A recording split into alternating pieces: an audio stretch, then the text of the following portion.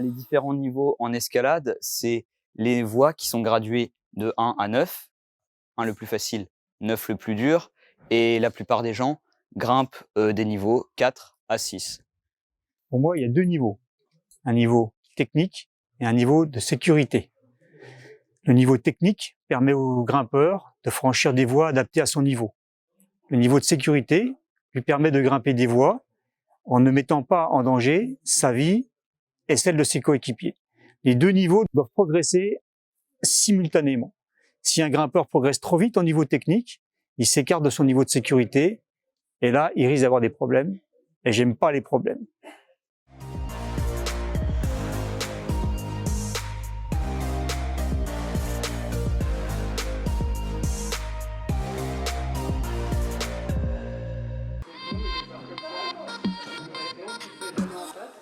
Le matériel pour escalader. Alors, il nous faut un baudrier. Ensuite, il nous faut un assureur pour assurer le grimpeur, forcément. Donc, nous, on préconise un assureur autobloquant.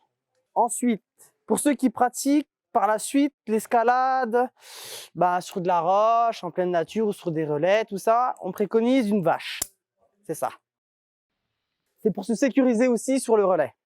Ensuite, nous avons des petits chaussons qui sont pointus là pour avoir meilleure agrippe. Donc voilà, ils sont lisses là. Ensuite, pour une sécurité optimale, il nous faut un casque. Ou aussi l'autocollant La Bonne Grimpette, sinon ça marche pas.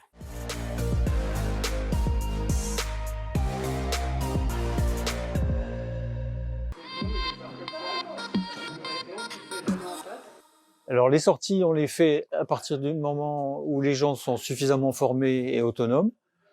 Et on les fait au coup par coup en fonction de la météo, en fonction des disponibilités de chacun. Et on va un peu partout. On va dans les Vosges, à la Martinswand, à côté d'Yonnec. On va sur les roches au-dessus de l'Alsace, à Geberschwir par exemple. Et quand on a un peu plus de temps devant nous, que la météo est favorable, on va jusqu'en Suisse, on va dans le Jura suisse, on va dans les Alpes suisses.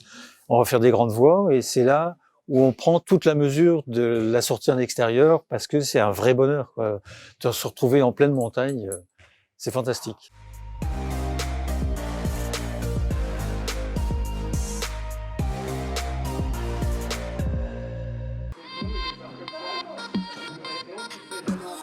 Alors, nous avons plusieurs moyens de communication, le principal étant un site internet, vosges-escalade.com. Voilà, et sur le site internet, nous avons notamment une rubrique agenda sur laquelle tous les adhérents peuvent consulter les programmes de sortie. Voilà. Une page Facebook également sur laquelle régulièrement nous mettons des photos des sorties. Alors ça, c'est une bonne vitrine qui donne souvent aux gens envie de venir tester, parce que c'est vrai que les photos des sorties sont assez attrayantes. Et puis nous participons aussi à différentes manifestations telles que la journée des associations en début d'année pour communiquer un peu sur les activités de l'association. Et enfin, un des moyens de communication qui fonctionne le mieux, on a remarqué que c'était le bouche à oreille, parce que voilà, des adhérents qui viennent, qui sont intéressés et motivés par leurs activités dans l'association, en parlent autour d'eux. Et puis, c'est très souvent le bouche à oreille qui fait que les gens viennent nous rejoindre.